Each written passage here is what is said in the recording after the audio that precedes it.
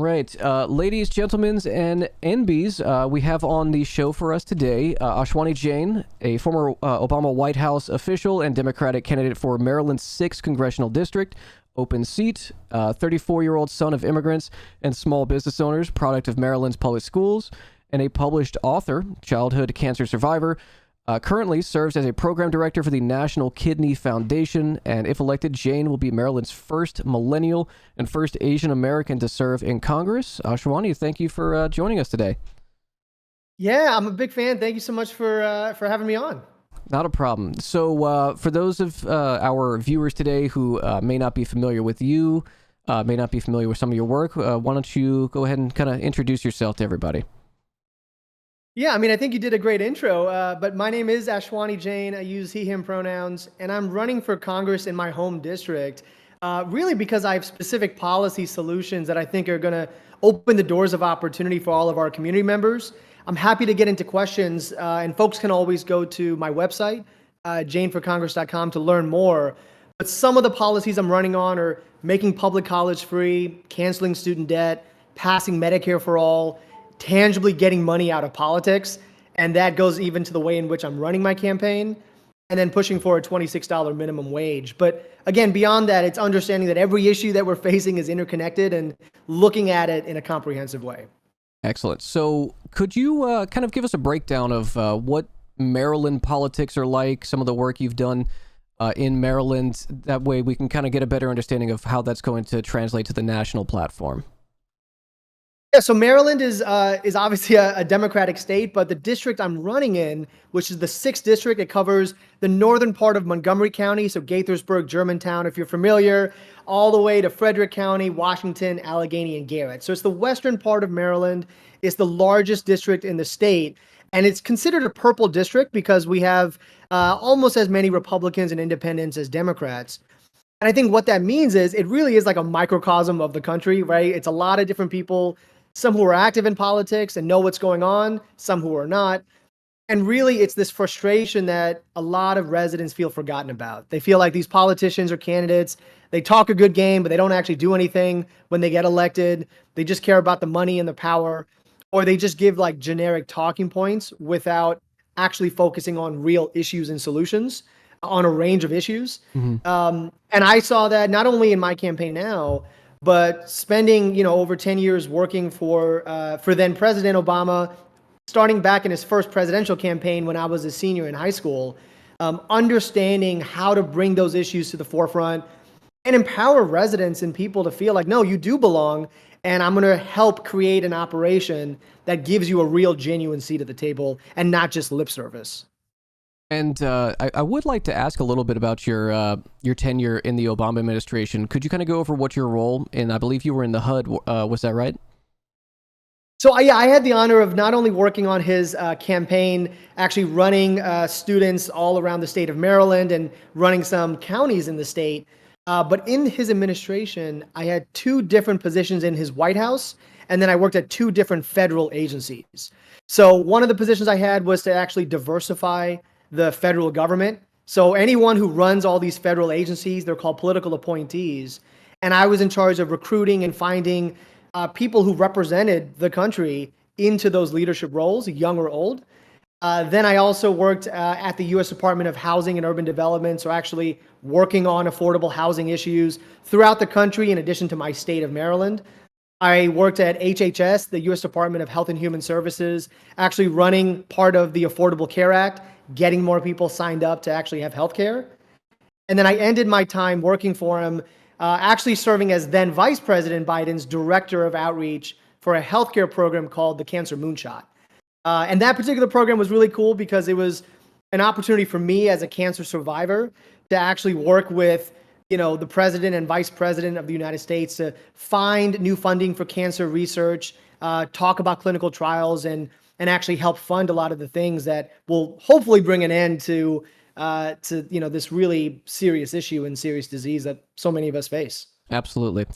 Now, I'm not sure how much your team kind of gave you a rundown of what my broadcast is like. This is obviously a very progressive, albeit even more leftist community that we kind of cater to on the broadcast. I would say, largely speaking, are probably not the biggest fans of the Obama administration. Having worked on it, do you feel like there were a lot of shortcomings, a lot of failures within the Obama administration to address some of the things that you were working on? And if so, how do you feel like that fits within the current context? We have a skyrocketing housing crisis. Rent is unaffordable. During the 2020 pandemic, there was like 40% of renters that were at risk of eviction. How do you feel like that has progressed since your tenure in the Obama administration, and how does that kind of fit into what your plans are if you were to be elected? Yeah, I mean, listen, I think you can support leaders without agreeing with them 100%. Sure. And there were not enough things done in the Obama administration around gun violence prevention, funding for public schools, making sure we're actually having living wages, and even more to make sure that healthcare is affordable. And the current Biden administration, I like what he's doing around student loan forgiveness. He actually has worked on some gun violence prevention measures, lowered inflation. But I also have, severe, significant disagreements with him when it comes to his approach on the Middle East, when it comes to his current approach on immigration reform. And that's where, for me, it's using those experiences and being part of operations that I did feel empowered and that engaged a lot of, marginalized groups, people of color, young people into the political process in the first place, taking that and then now making it better. My slogan on the campaign is demand better, because whether you're a Democrat or Republican, whether you are quote unquote middle or, far left, there is space for everybody if you focus on the details to those solutions. And that's what I'm really focused on in my campaign. And anyone can go to the website to hold me accountable and see those details, see how I differ from other Democratic leaders. I'm not just one to, just because I'm a Democrat, to go along with the party platform. It really is, I know what the residents of not only my district, but a lot of folks around the country need and are begging for. And I'm backing it up with actual details and hopefully leadership to actually move the needle on a lot of those issues. One of the things that I've found constantly frustrating, one of the big topics we like to talk about on my broadcast, because we all love public transportation. We're big fans of city planning YouTube. We like to look at a lot of it and look at the stark contrast that we have within America. One of the biggest issues facing communities, especially like mine, I'm in a very rural area of South Louisiana, is very poor urban planning. And a big hurdle to get over in America is making mixed-use zoning illegal. Having worked in the HUD, do you feel like there is any desire to, any motivation towards, one, making mixed-use zoning legal and kind of phasing out that R1? How do you kind of fall on the more mixed-use zoning, more, I mean, we have this narrative 15-minute cities that's going around. Doesn't necessarily have to be that's on your platform, but where do you kind of stand on housing, having worked in that, and what's kind of a vision for American cities that you have? Yeah, I mean, it's really frustrating when people don't understand that housing is a basic human right and it connects to every other issue we speak about. And so a lot of my platform is talking about the affordability of housing, availability of housing, and sustainability of housing. I speak a lot about not only expanding, neighborhood home tax credits, but yes, making sure we have mixed use development, smart growth. So we're not just building single family homes, but also multifamily homes where there's areas of transit, building near there, and not just building out, but building up. I think that's important. Making sure we also have just cause protections in place so that if a landlord is evicting you, they actually give you opportunities to not only provide a rationale, but also remedy whatever issues they may be. Making sure we're actually having a living wage, which is why I'm pushing for a $26 minimum wage by the year 2030. Talking about canceling student debt and free public college. So again, people have more disposable income, making sure we have Medicare for all, because again, all these issues I see as interconnected, and it comes with, at a federal level, getting that federal funding down to the districts that really need it. And then also working with local elected officials who have more control over zoning laws. So we actually have an improved and kind of more progressive set of issues and laws that are in place. And do you feel like Obviously, Section 8 has been eroded over the last several administrations. Uh, how would you address kind of what Section 8 exists as now is essentially just a subsidy for a lot of like private landlords? Is there any vision within your platform or personally to kind of reform Section 8, maybe make it a little more restrictive on how it can be abused by landlords that want to prey on, people who are within the margins if they're in Section 8? I mean, one of the biggest abuses is that landlords can still deny you rent it based on your housing vouchers, Hmm. right? Whether Hmm. you're a veteran or anything else, there's a lot of discrimination that occurs within that process. And that's one of the things that I helped build a team for when I was working at US HUD. And it is on my platform now from a federal standpoint as a member of Congress. It's actually holding the federal government accountable and making sure we have those smart regulations in place so that there is no abuse from landlords when it comes to that, making it more available, making that process more streamlined because it is very tough to even apply for some of these vouchers.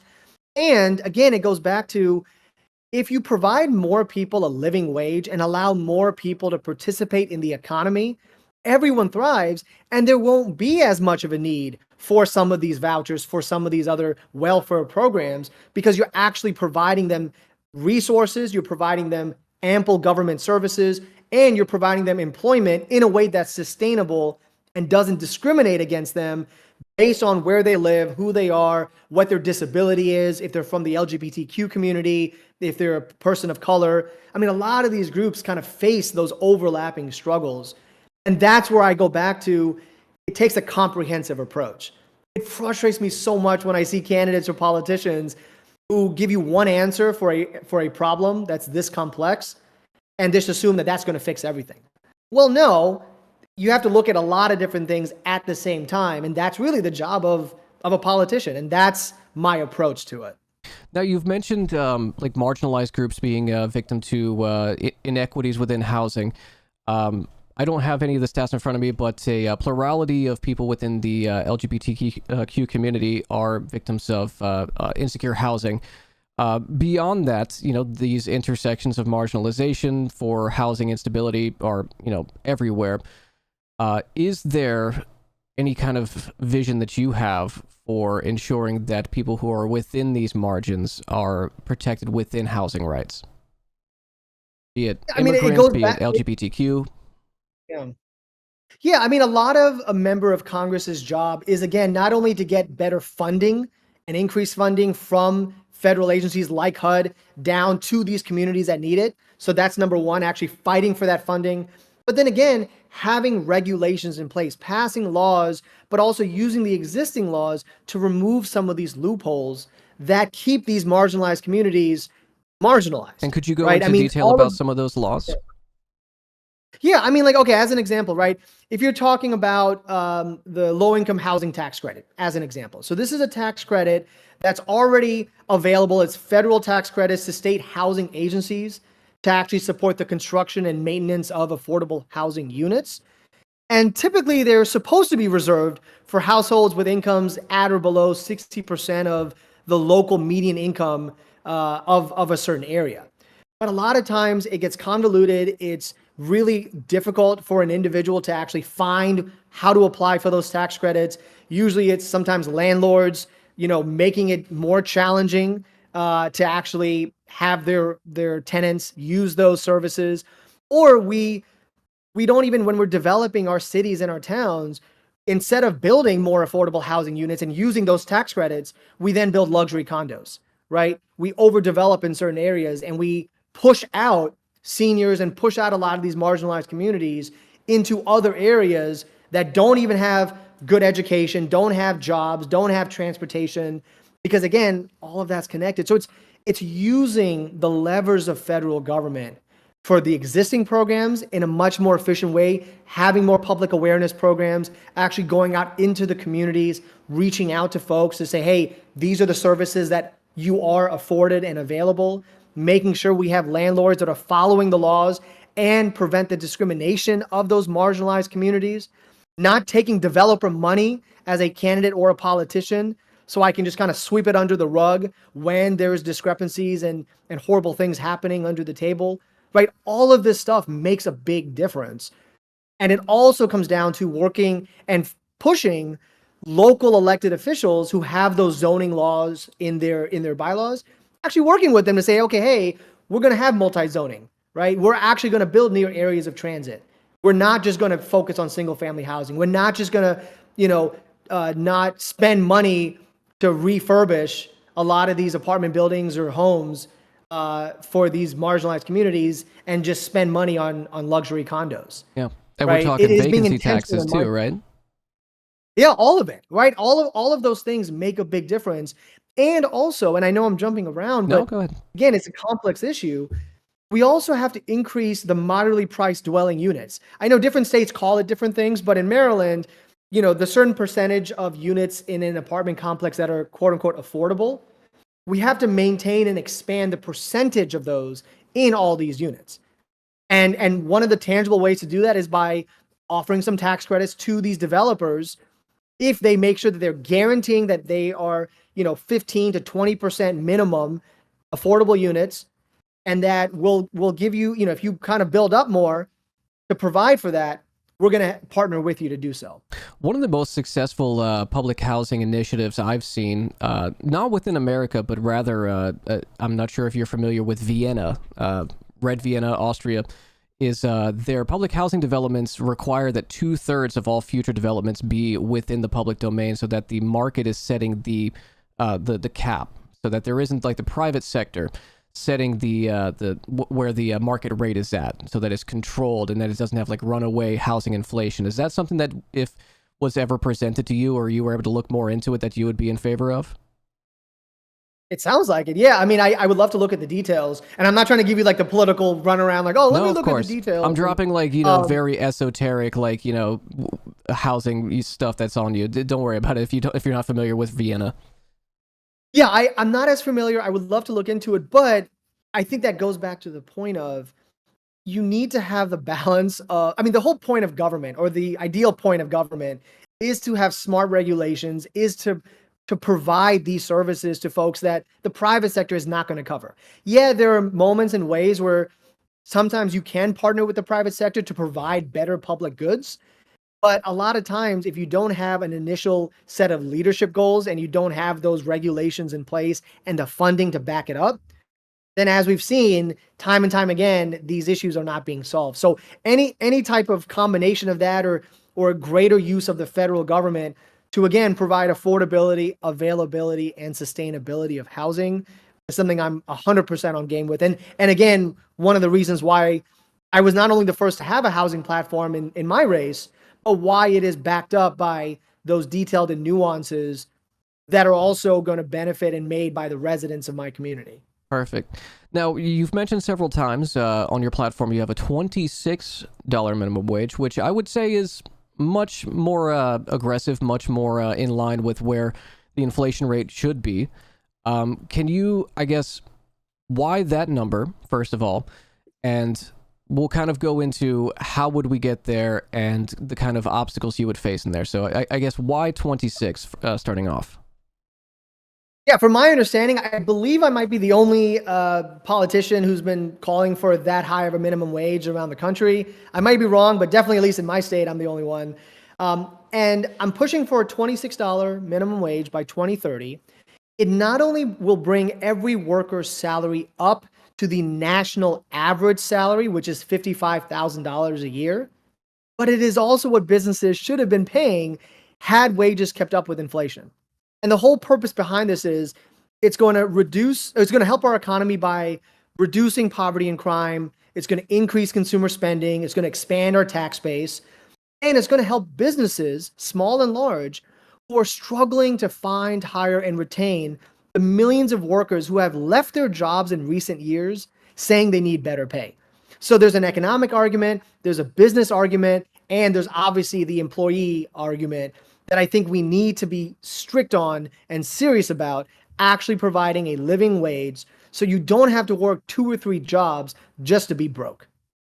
Okay. And how exactly would we, in such a contentious Congress, get that at the federal level? Yeah. Yeah, so this is modeled a lot after the fight for 15 that we've seen around the country. Hmm. So, we're phasing this in over the next 6 years. That's why I say by 2030, we're going to have different metrics, whether you're a small business, medium, or large company. So, we're going to phase it in.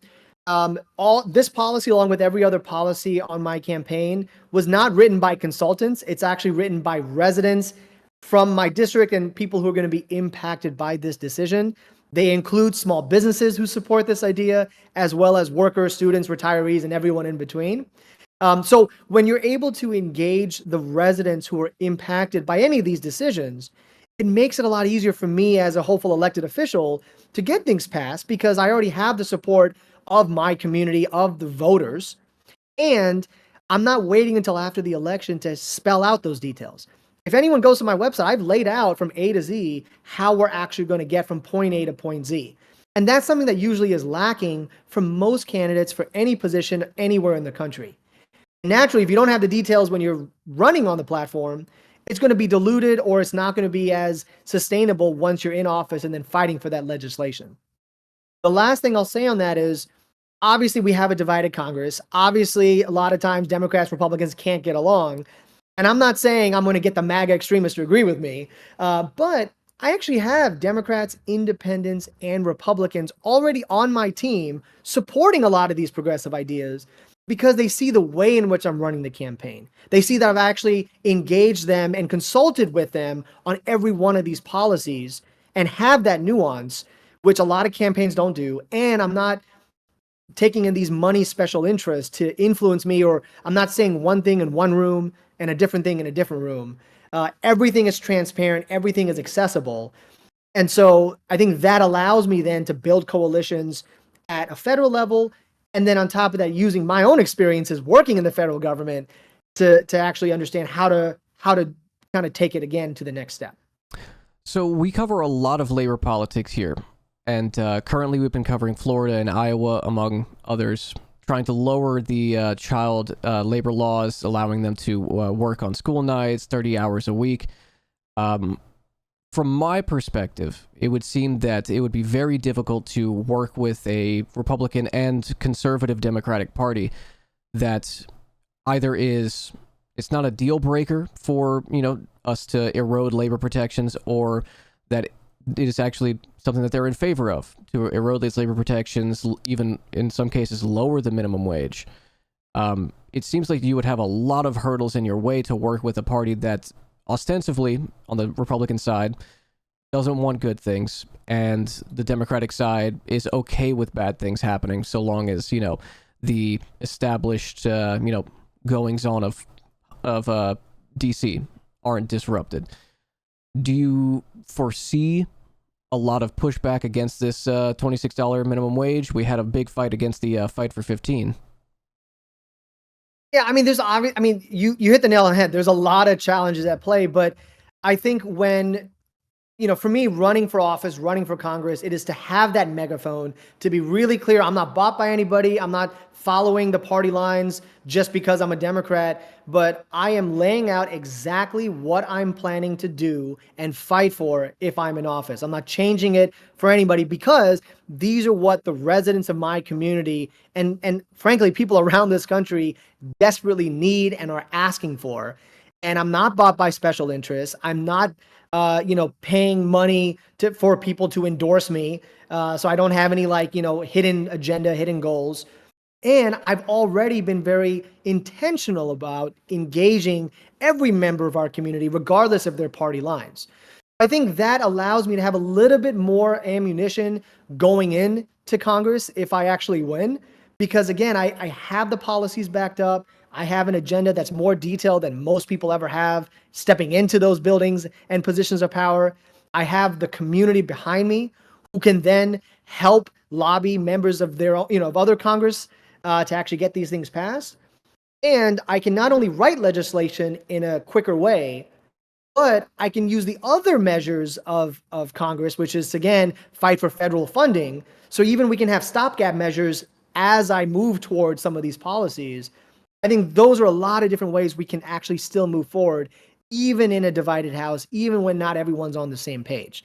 But it does come back to the approach the way in which we're speaking about issues, the details to those issues, and the fact that are you actually bought by any special interests that are trying to stop you? And do you actually know what you're doing when you're in the building?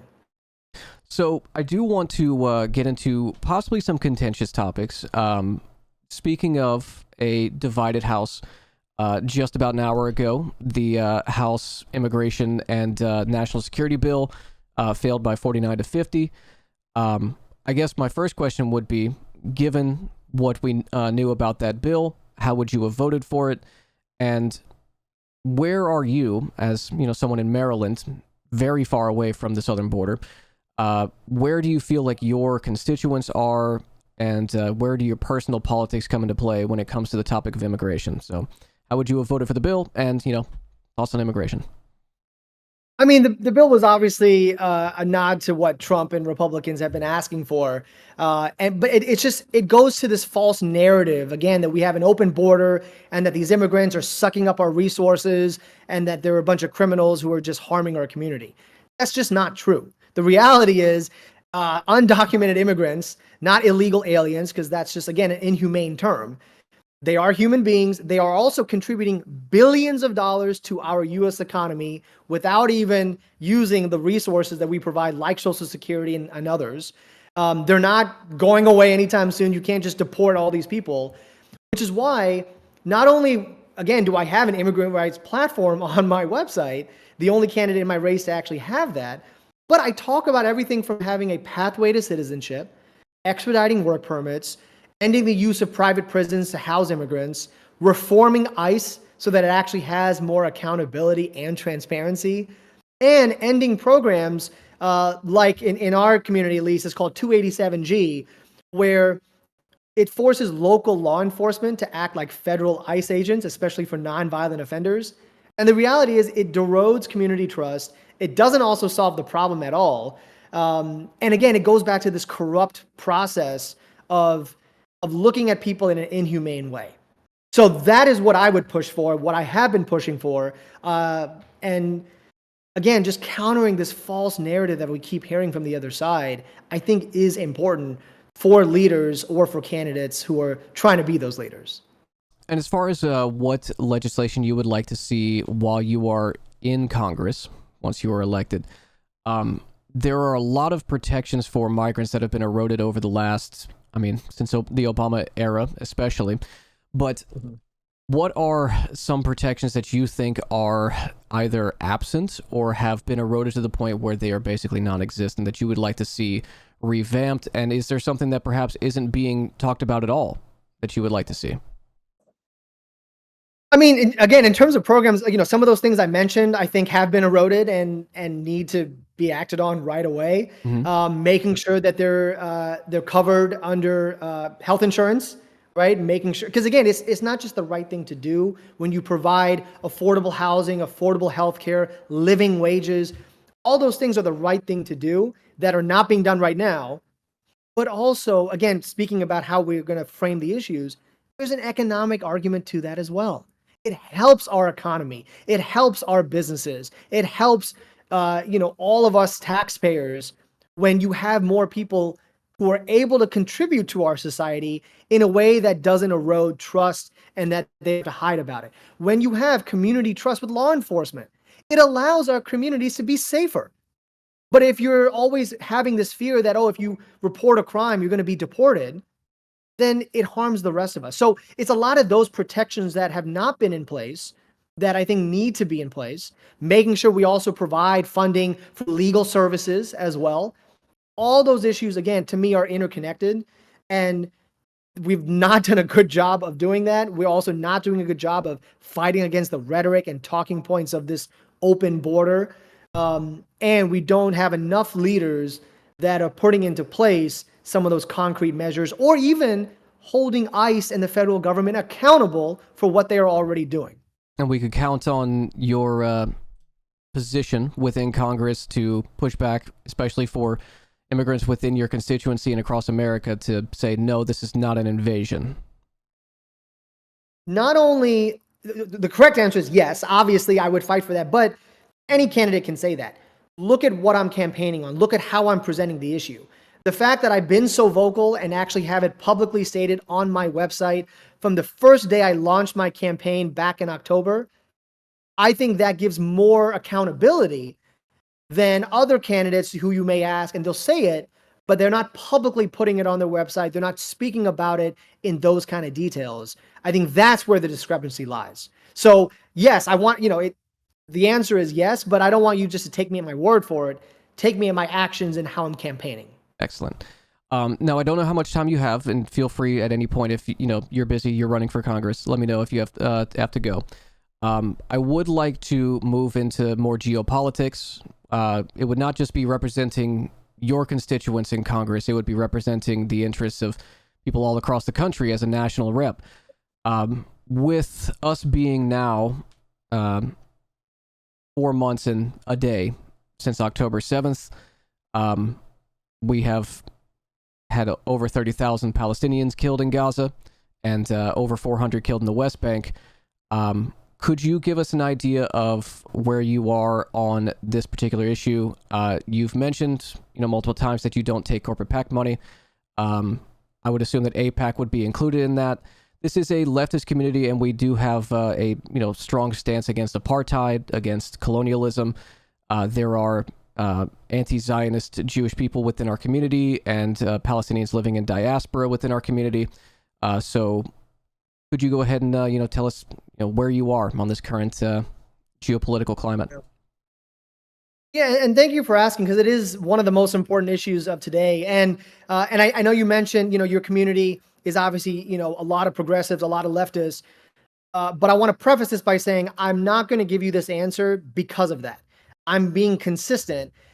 When you have more than 2/3 of all the deaths in Gaza being civilians, innocent civilians, including women and children, when you have more than 160 UN member nations saying that this is a humanitarian crisis, then we obviously need, as the United States, to change our approach.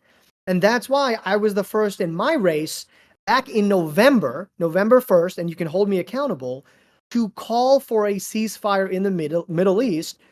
And unlike a lot of Democrats, a lot of candidates who are turning a blind eye to this humanitarian crisis, I do believe in the right and nuanced approach that not only supports our ally Israel's right to defend itself against terrorists, but also calling out Netanyahu's apartheid regime of ethnic cleansing with no regard to civilian lives. That is very clear. It is documented.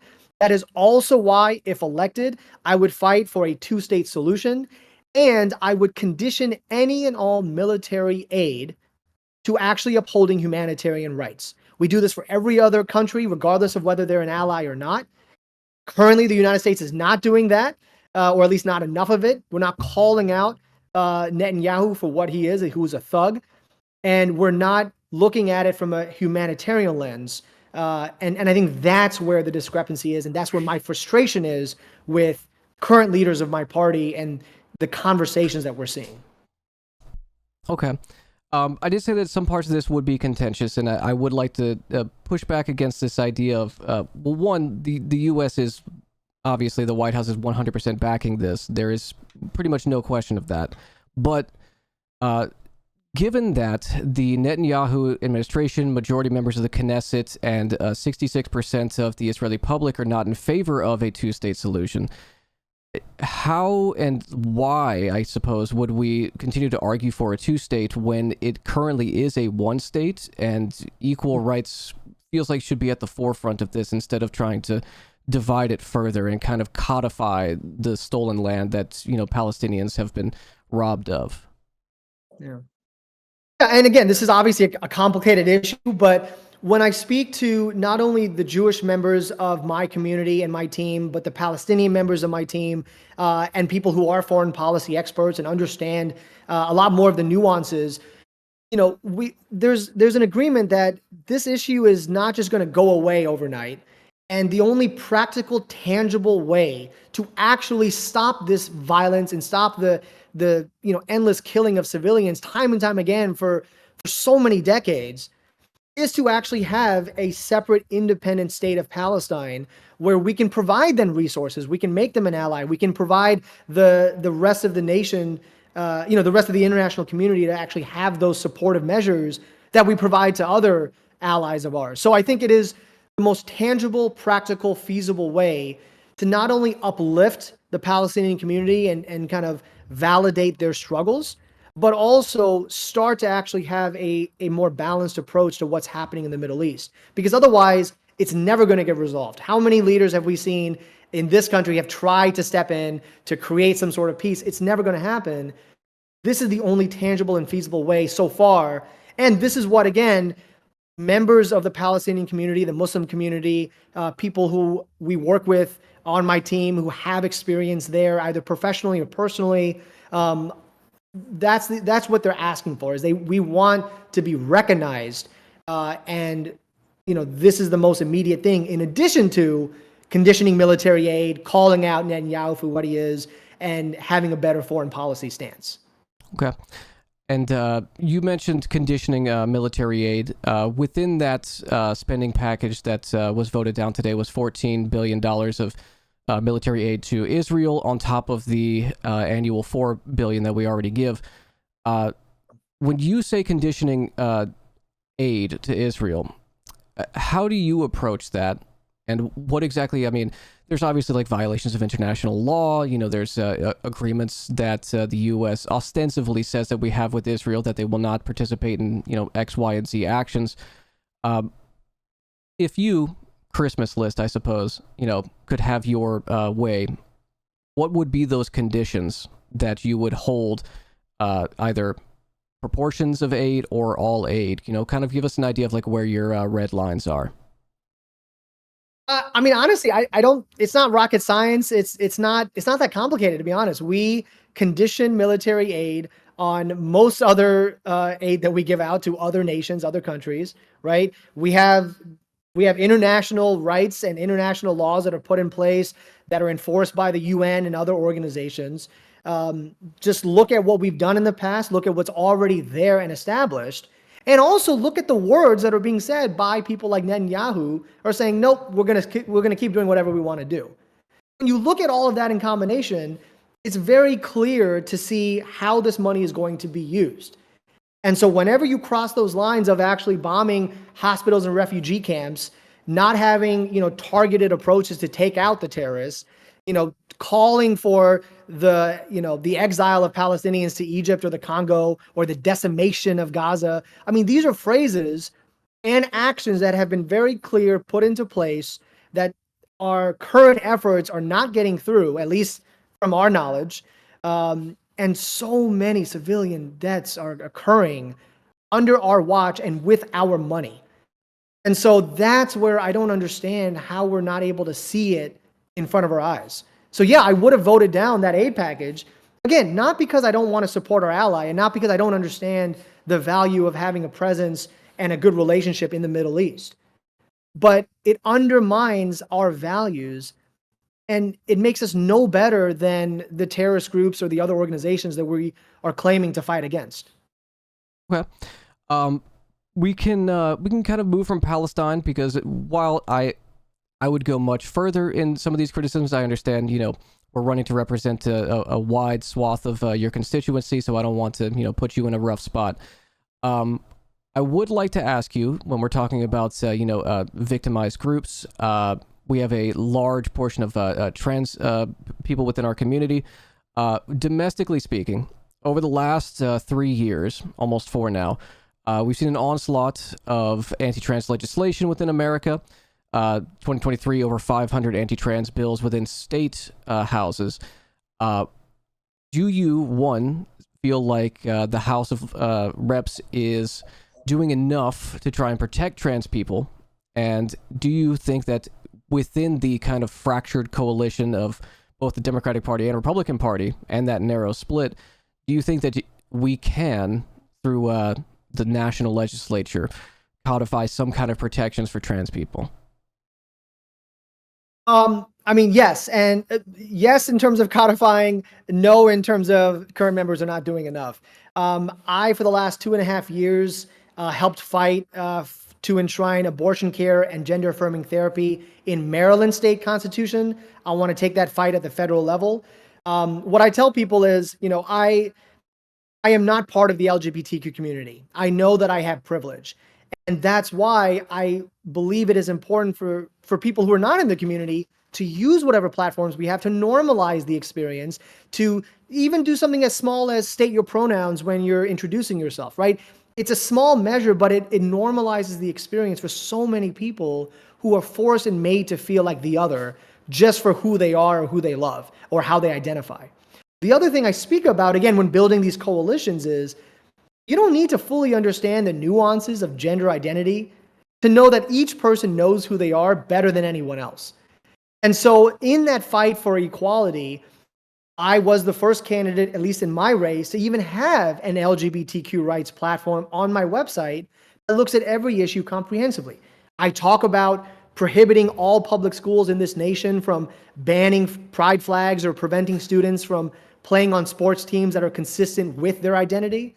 I talk about federally protecting access to safe abortions and gender-affirming therapy. I talk about having comprehensive sex ed in all of our public schools, which covers everything from abstinence to contraceptives to consent to gender identity. I talk about having anti-discrimination when it comes to adoption and foster care systems, to blood donations, tied into the living wage, affordable housing, preventing discrimination from landlords in the housing situation, making sure we actually have free public college, cancel student debt, Medicare for all. All those issues, again, are complicated. There's a lot.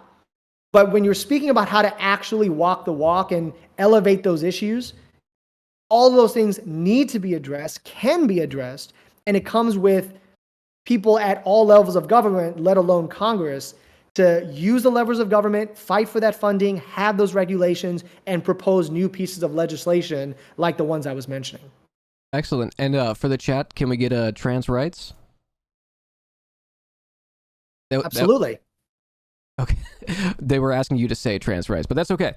Oh, trans rights. Yeah, Okay. absolutely. Trans rights are human rights. Perfect. And again, it is not just those words that need to be said, but it is also backing it up with legislation. When I talk to and I speak with the people from the LGBT community, from the trans community who are on my team helping me run my campaign, it is understanding that their experiences specifically may be unique to maybe folks who are not in the community, but at the end of the day, all of us have a lot of similarities when it comes to different struggles using government resources or having, funded schools and programs and everything else. So it's, again, it is a common sense approach that we need to demand better from any representative, any candidate. And that's where I tell people, go to wherever you live, whoever's running for office, go to their website, see how they're speaking, and see, can you actually hold them accountable? And if you can't, then maybe you've got to find yourself a better candidate. So, and I say this with not as a negative. It seems that from just looking at your campaign recently and having this discussion, identity politics, again, not a negative. It's a big part of your platform. Representation is a big part of your messaging. It seems as though over the last, I'd say 8 years, but this has always kind of been a struggle in America, but over the last 8 years with the kind of reactionary backslides in American culture, that marginalized groups, whether it's, Asian Americans during 2020 with COVID, whether it's trans rights over the last 4 or 5 years, or, with BLM, it seems as though a lot of America's law enforcement does not take the threats against marginalized groups seriously. Obviously, unless you are on some kind of like national security committee, just being a representative isn't enough for you to, protect all these groups. What is I guess, ideal scenario you have in mind for trying to look at groups like Libs of TikTok? There's right-wing media outlets like the Daily Wire and PragerU that are constantly fomenting this outrage. Good example is in Texas. There just yesterday was a guy that was caught who was trying to make a sale for explosives to try and start a war at the southern border at the Take Our Country Back rally. All of these instances are typically he was on our radar scenario. For a lot of marginalized groups, it does often feel like these threats that are fomented by right-wing media and actors within like the right-wing influencer space aren't taken seriously and aren't addressed, as these are instances of stochastic terrorism that are intentional. These are outcomes that are meant to happen. Is there a way that you envision that to address these issues? Yeah, I mean, it starts with looking at the structures that have been put in place intentionally to keep these marginalized communities marginalized, right? Just look at our criminal justice system, right? And that's why, again, to hold me accountable, that's the only reason I mention it. People can go to my website and see what I would do if elected to Congress in my criminal justice platform, where I talk about the need to end mass incarceration, to legalize marijuana while expunging records, to decriminalize the possession of scheduled drugs, and instead of sending you to prison, send you to a local and fully funded rehab center, to end for-profit prison contracts at all levels, to end the money bail system, to help prepare those who are incarcerated for life outside of incarceration, to actually making sure we have better community trust by reforming our immigration laws. All these issues are structures that have been put in place for a reason. And as future legislators, we need to make sure that we're reforming the actual structures in place. Then it allows us to have more accountability for local law enforcement. It allows us to actually have better cultural competency programs. It allows us to withhold federal funding from organizations that are actually not upholding these civil rights and human rights. Those are the ways that I think we can kind of move forward. And then the other point I'll mention is, when you started talking about identity politics, I always be very clear to say, even though I am running from a marginalized group and I would be the first millennial or first Asian to serve in Congress from the state of Maryland, that is not the main reason I am running. That is mostly as a fact of why we need better representation, because these issues are not being connected. It is more so, hey, I actually have specific policies to back it up. I actually have the specific experience to actually get the job done. And the identity part of it is just to highlight the nuances and the fact that the current legislation, the current leaders are missing the ball when it comes to protecting and serving their communities.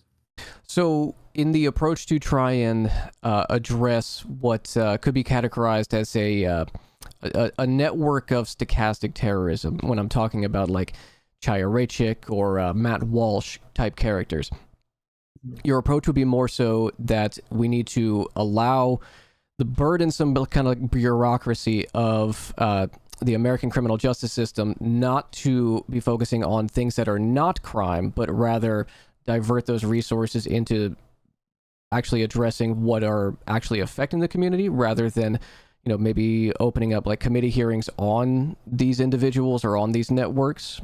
Am I understanding you correctly? It's all the above, right? And I think what happens is people just focus on the one or the other, the prevention or the current issues that are taking place. And again, as a member of Congress or as an elected official, you need to have the entire scope of the issue. You need to reform the structures, focus on prevention, focus on regulations, and you also need to making sure we actually have better background checks, better rehab centers to address some of these issues in the long term. And then also in the short term, making sure we're taking those threats of white supremacists and anything else just as seriously as what they pose on the other side. So that's where, again, the leadership is important. The accountability of federal agencies is important. And so that's the approach. It is all of it comprehensive. It is feasible, practical, and can be done at the same time when you have the right leaders in place who are holding those accountability measures in place. Excellent. So we've been going for about 40 minutes. I do want to let you go, but I guess one question from me, and I have some questions from the audience. A couple people are in your district. My question is, unions, based or not based? I'm sorry, based? So I'm not familiar with that term. I'm so sorry. You're good, buddy. Excellent or not excellent? Unions. I mean, they're the reason why we have any sort of fair wages. If anything, we have weekends. Unions are a must and very important, and we need to oppose any efforts to not allow people to strike and form unions themselves. Excellent. All right, good. That you didn't know what base is, that's a green flag. Perfect. Okay, you're not plugged into that part of politics. Perfect. Okay, so I'm just gonna run through a couple questions here. Feel free to short form, however you feel answering them. Someone says, could you ask him how he feels about his approach? How his approach is different from the incumbent David Trone, where he feels he will succeed, where he hasn't. Yeah, so it's an open seat. Our current Congressman David Trone, he is leaving the position. I'm actually one of 15 Democrats in my primary. There's a lot. But I would say my approach differs from him and most other candidates because not only do I refuse money from corporations, special interests, and PACs of any kind, but when 100% of my campaign is crowdsourced and run by the residents from my district who are impacted by those decisions, I also spend 90% of my days not at big events or fundraisers. I spend 90% of my days canvassing, going door to door in the entire 3.5 hour span of my district, meeting voters where they are, having them be a part of my campaign. And that allows me to actually be accountable, accessible, and transparent in a way that I don't think most candidates or politicians are. And you have a kind of a crowded field. This is not like a question from the audience. You have a crowded field. It's like more than 10, isn't it? Yeah, I'm one of 15. Wow. Okay. Yeah, there's a lot, but I'll say we do have the most volunteers, the most policies, the most on the ground field operation. And I think that's what's going to allow us to not only win a crowded primary and then a general, but more importantly, it is what's going to allow me to govern more effectively, which at the end of the day, that's the whole point of running. Excellent. Let's see. I have another one here. Says, since you're a big supporter of the cancer moonshot, do you support long COVID moonshot movement? Yeah, I have to look at the details, but I know in the short answer, it is providing more funding. I think it's about maybe $1 billion of funding into the research and the funding of long COVID. Mm-hmm. That is a healthcare issue that ties into some of the healthcare work that I've done. So yes, anytime we can provide more funding for the scientific research and the expansion of resources to reduce the drug prices, to actually get more people access to care and understand those nuances and making sure that people get the services they need, I'm always on board with it because that is one of the primary functions, or should be the primary functions, of government. And I'm not bought out by any of those special interests or pharmaceutical companies like a lot of folks are who then don't move forward on that funding and research. Well, I'd be happy to connect you with a buddy of mine, a colleague who I helped do some long COVID fundraising for research last May. I'd be happy to connect you with him because he could provide you with resources and maybe give your team some more information on what the long COVID moonshot is like, what that entails. I love that. Yeah, I can definitely. I'll get with your team and connect you guys. Let me see. I had a couple other questions here. I might not get to all of them, everybody, so just bear with me. Are you in favor of high-density, large-scale developments that can lower the cost overall? I guess this is a housing question. So high-density, large-scale developments. We talked a little bit about mixed use earlier. So yeah, exactly. I mean, as long as we're not pricing people out, we're not pushing out seniors or those from marginalized communities, as long as we make sure that we have affordable units within that, we have just cause protections in place, we're increasing the eviction filing fees, we're actually making sure that it is sustainable and affordable, then yes, I'm completely on board with that. Excellent. This looks like a good question here. After seeing a few people claim to be progressive, just to be turned into Republicans, how are you anchored and committed to your initial message past your election? Unlike other candidates who have pushed a progressive message just to say psych, I guess is what they're saying. Kind of referencing a certain Pennsylvania senator. Okay, yeah, sure. I would say look at those candidates or anyone else. Did they have the level of detail that I have put forward? Right? The answer most likely is no. They give maybe 2 or 3 sentences to resolve all these issues so that they can change their mind based on who they're speaking with. Look at how they were funding their campaigns. Chances are they were not actually as accessible and owned by the voters and the residents as opposed to other special interests. Look at any candidate who can make this promise saying, if you can reach out to them, how long will it take them to get back to you? How many people do you have to go through? Or how many times will the candidate personally follow up? Chances are that's not been the case unless you have a lot of money. The way I'm running my campaign is very different and unique because I shared the same frustration. I was sick and tired of candidates who promise me one thing and then do something different when they're in office, or that I, as a constituent, can't even get a hold of somebody unless I have a connection or the money. That's where we've removed the money element from the campaign, where we're using small dollar grassroots donors in an efficient way. Residents are the ones running my campaign. I actually share my personal phone number on my literature and on my website, and I don't spend time sucking up or responding to big donors. I take all my time responding and reaching out to residents, voters, and the actual people impacted by those decisions. So that is, I think, more accountability and transparency than at least I've seen from most candidates. Excellent. Okay, and last question that we have from the audience, then I'll let you go. Do you or have you ever watched One Piece? Like it's a TV show. One Piece. Oh, now I feel like I'm No, missing it's okay. out. If you haven't, I mean, it's just a question from the audience. It's fine. If you haven't watched it, it's cool. Okay. Well, All right, I'll take I it guess out. that's a no. All right.